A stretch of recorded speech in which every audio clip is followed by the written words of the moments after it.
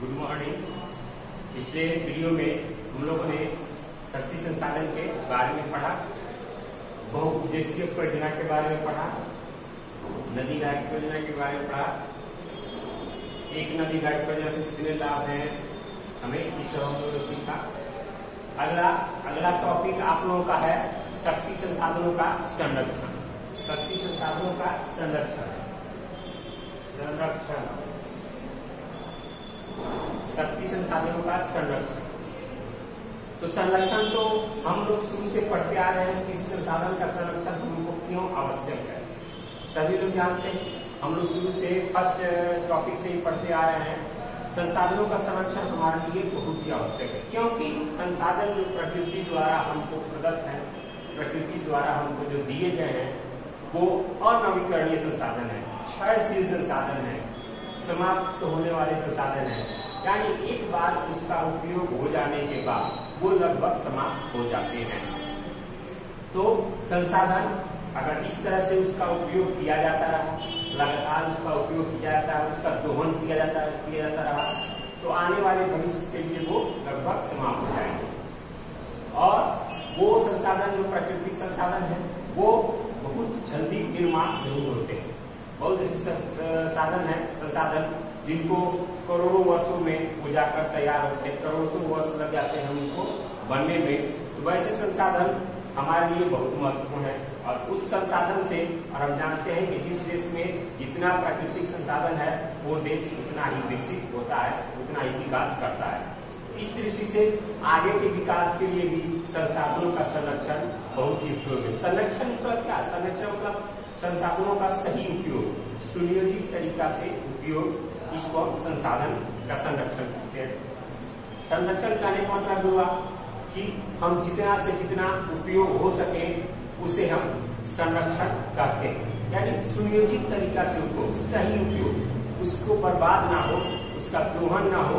अत्यधिक दोहन के कारण वो संसाधन समाप्त हो जाएंगे तो भविष्य में विकास रुक जाएगा, या भविष्य के लोगों के लिए उस चीज, उस संसाधन की कमी होगी और देश का या हमारा विकास रुक सकता है। संसाधनों का संरक्षण बहुत ही आवश्यक है। अब इसमें संसाधनों के संरक्षण में पहला दिया है ऊर्जा के प्रयोग में मितव्ययिता। मितव्ययिता मतलब सही तरीका, यानी कहने का मतलब है ऊर्जा का जितना उपयोग हम लोग सही हो उतना ही करें। जैसे मान लीजिए आप गाड़ी चला रहे हैं, सिग्नल पे गाड़ी रुकी है, सिग्नल गिरा हुआ है, गाड़ी है, जाम में फंसे हुए हैं, तो गाड़ी स्टार्ट करके तो वो हमारा जो ऊर्जा है, वो संसाधन है, वो जलता रहेगा, तो वहाँ हम गाड़ी को ऑफ कर देंगे, हम अपने पेट्रोल डीजल को बचा देंगे। घर में है, लाइट है आप लोगों का, और कहीं मान लीजिए कोई घर में नहीं है, लाइट जल रहा है, उसका फैन चल रहा है, यानी जो बर्बाद हो रहा है उसको हम रोकने से बचाएंगे तो हमारा ऊर्जा कहीं ना कहीं सुरक्षित होगा, संरक्षित होगा, और वो हम उसको बचा सकते हैं। उसके अत्यधिक खर्च के अत्यधिक दोहन से उसको हम बचा सकते हैं। दूसरा है ऊर्जा के नवीन क्षेत्रों की खोज, यानी ऊर्जा के अलग अलग और नए नए स्रोत की खोज करना। जैसे पहले कोयला लकड़ी से ईंधन होता था, ऊर्जा का उत्पादन होता था, पेट्रोलियम से हुआ, उसका प्राकृतिक गैस से हुआ, अब सौर ऊर्जा, पवन ऊर्जा, नए नए खोज होते जा रहे हैं। तो उस तरह के और भी विकल्प हमको खोजने होंगे, और भी विकल्प साधन लेने होंगे, जिससे कि जो हमारे पारंपरिक स्रोत हैं, जो हमारे क्षयशील संसाधन हैं, उन पर थोड़ा रोक लग सके, उनका दोहन, उनका उपयोग थोड़ा कम हो सके, जिससे कि उसको भविष्य के लिए हम बचा सके।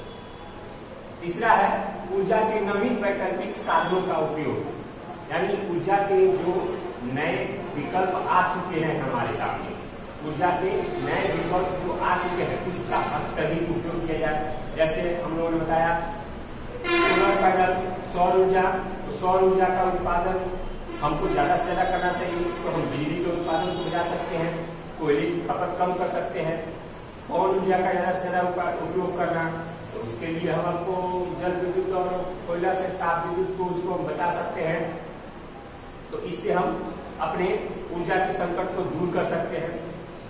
चौथा है अंतर्राष्ट्रीय सहयोग, अंतर्राष्ट्रीय सहयोग यानी ऊर्जा से निपटने के लिए पूरे विश्व को एक साथ आना होगा, पूरे विश्व को एक साथ आना होगा और हर देश में ऊर्जा से निपटने के लिए, ऊर्जा के खर्च को, नए विकल्प को खोज करने के लिए, ऊर्जा के खर्च को कम करने के लिए, नए विकल्पों की खोज के लिए हमें पूरा अंतर्राष्ट्रीय सहयोग चाहिए। हमको पूरा अंतर्राष्ट्रीय स्तर पर इसके लिए मीटिंग हो, इसके लिए देखा जाए, संरक्षण प्रदान किया जाए पूरे अंतर्राष्ट्रीय स्तर पर कि ऊर्जा का अत्यधिक दोहन ना हो, जितना जरूरत हो उतना उपयोग ऊर्जा का हम कर सके। तो अंतर्राष्ट्रीय संस्थाओं का इसमें महत्वपूर्ण भूमिका है, वो इसमें महत्वपूर्ण भूमिका निभा सकती हैं और इसको बचा सकती हैं। अब आप लोग का ये चैप्टर समाप्त हो गया। अब इसके बाद आप लोगों का प्रश्नोत्तर है, इसके बाद आप लोगों का वैकल्पिक प्रश्नोत्तर है। तो वैकल्पिक प्रश्नोत्तर आप लोग किताब लेके बैठिए, आप लोग उसको टिक लगा सकते हैं, टिक देख सकते हैं। आप लोगों का पहला क्वेश्चन है, किस राज्य में खनिज तेल का विशाल भंडार स्थित है? किस राज्य में खनिज तेल का विशाल भंडार स्थित है? पहला का आंसर होगा आपको क असम में, क होगा। दूसरा क्वेश्चन कर रहा है, भारत के किस स्थान में पहला परमाणु ऊर्जा केंद्र स्थापित किया जाएगा? ऊर्जा केंद्र, तो इसका आंसर होगा भ तारापुर, तारापुर। तीसरा क्वेश्चन आप लोगों का, कौन सा ऊर्जा स्रोत अनवीकरणीय संसाधन है, यानी जो समाप्त होने वाला संसाधन है, जिनको फिर से पुनः प्राप्त नहीं किया जाता? तो इसमें आपको कोयला,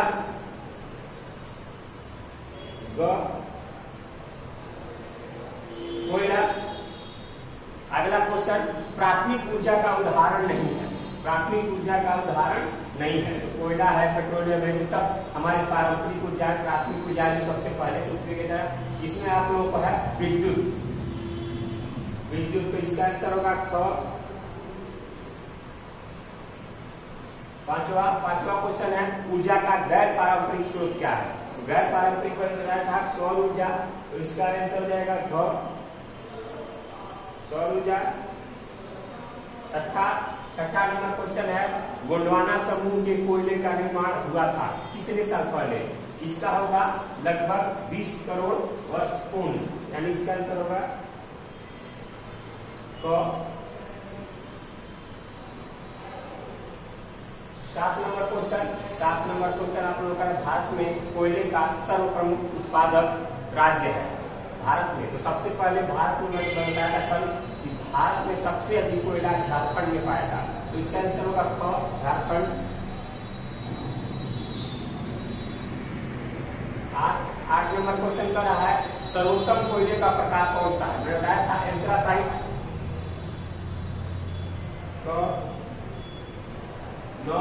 9 नंबर क्वेश्चन है आप लोगों का, मुंबई हाई क्यों प्रसिद्ध है? मैंने बताया था मुंबई हाई, यानी मुंबई से समुद्र में, मुंबई तट से अंदर समुद्र में तेल खोजने का काम करता है पेट्रोलियम। ये होगा खनिज तेल हेतु, यानी ग।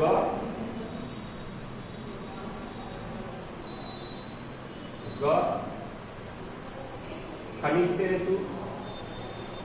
10 नंबर क्वेश्चन है, भारत का प्रथम तेल शोधक कारखाना कहाँ स्थित है? बताया था असम के डिगबोई में, तो इसका आंसर होगा ग, डिगबोई में।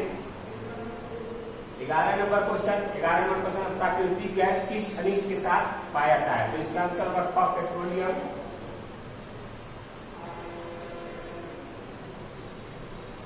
12 नंबर क्वेश्चन कर रहा है, भाखड़ा नंगल परियोजना किस नदी पर स्थित है? मैंने भाखड़ा नंगल परियोजना के बारे में बताया था, ये सतलज नदी पर स्थित है, तो इसका आंसर होगा ग,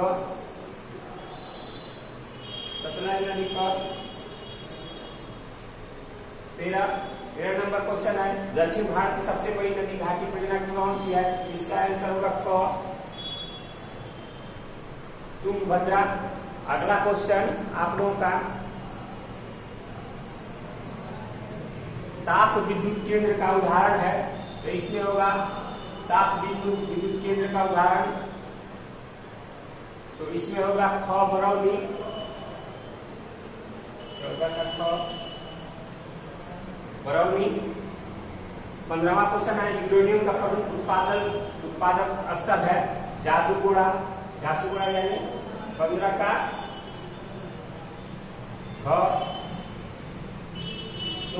16 नंबर क्वेश्चन है एशिया का सबसे बड़ा परमाणु विद्युत गृह है, तो ये है आपको तारापुर।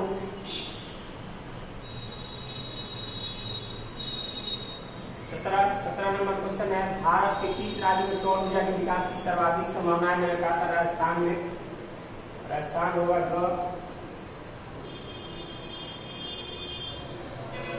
18 नंबर क्वेश्चन कर रहा है ज्वालीय तरल ऊर्जा उत्पादन के लिए अधिक अनुकूल परिस्थितियां कहाँ पाई जाती हैं, तो इसका होगा खंबात की खाड़ी में।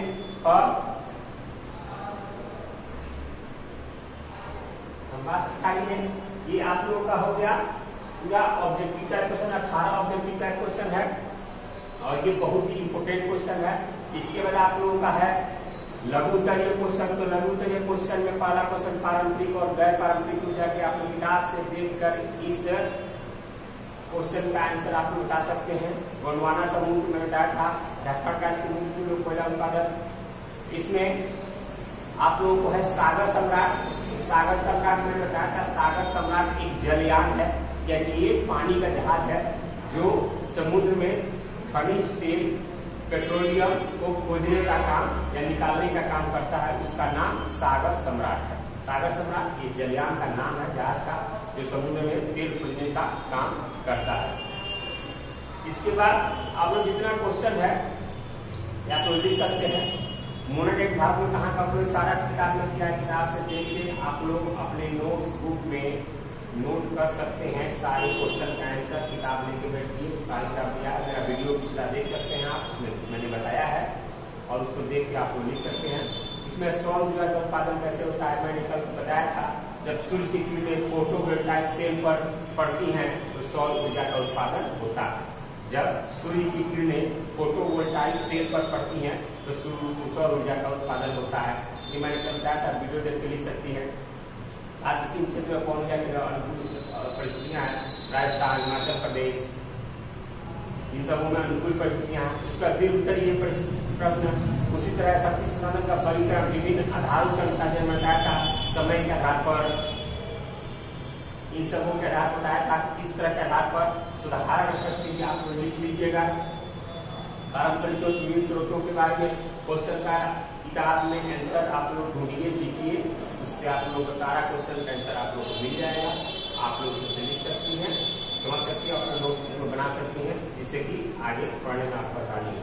अब ये चैप्टर आप लोगों का खत्म हो गया, ये लेसन आप लोगों का खत्म हो गया। अगला लेसन है कृषि, इकाई 2 आएगा कृषि। तो कृषि को आप लोग अगले दिन पढ़ के आइएगा बढ़िया से, जिससे कि हमको आप लोगों को समझाने में, पढ़ाने में सुविधा हो और आप लोग अच्छी तरह से समझ जाए। एक बार किताब पढ़ने से कोई अगर समझा रहा है तो ज्यादा अच्छा से समझ में आता है, इसलिए आप लोग किताब को अच्छे से पढ़िए, उसका क्वेश्चन भी ढूंढने में आपको आसानी होगी और समझ के आइएगा। मैं अगले वीडियो आपको कृषि के बारे में दिखाऊंगा, पढ़ाऊंगा। धन्यवाद।